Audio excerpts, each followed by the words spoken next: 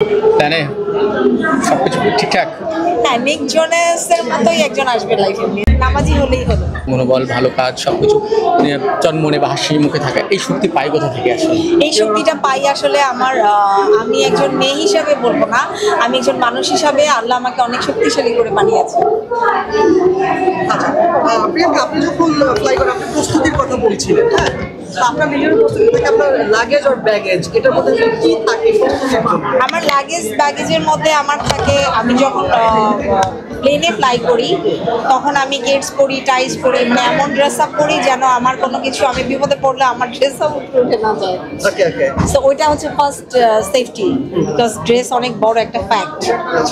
আর দ্বিতীয়ত ওই যে বললাম, আমার ইনফরমেশনগুলো আমি সবসময় আমার সাথে রাখি, মানে যেগুলো খুব ইম্পর্টেন্ট, আমার ব্লাড গ্রুপ বা আমার টুকিটাকি কোনো শারীরিক প্রবলেম আছে কি না এইগুলো, আর হচ্ছে কি আমার নাম, অ্যাড্রেস, প্রপার আমার মায়ের নাম্বার, আমার মানে যেই নাম্বারগুলোতে কন্ট্যাক্ট করা যায়।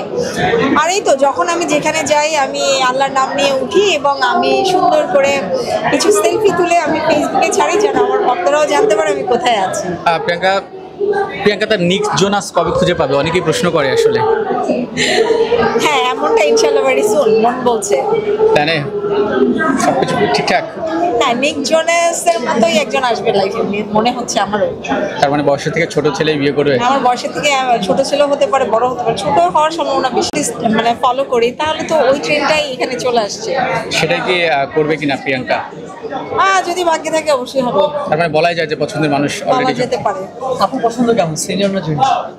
আমার পছন্দ, আমার বিপরীত মানুষটা আমার মতোই অনেকটা হবে, এটাই আমার পছন্দ, সে যেমনই হবে। আচ্ছা, আপনার বিপরীত মানুষ যেমন হবে, আমরা যেটা জানি আপনি একজন হাফ হাফেজ হতে পারে, এখন ফিক্স করা যেতে হয় না। ভাইয়া, আমি এই বিষয় নিয়ে কোনো কথাই বলতে আচ্ছা, চাচ্ছি যেহেতু না। আপনার প্রিয় মানুষটাকে আপনি কোন ঘরানার চান, এটা তো আপনি বলতে পারেন। যেমনই হোক, নামাজি হলেই হলো। আচ্ছা, ঠিক আছে। ওকে। Thank you.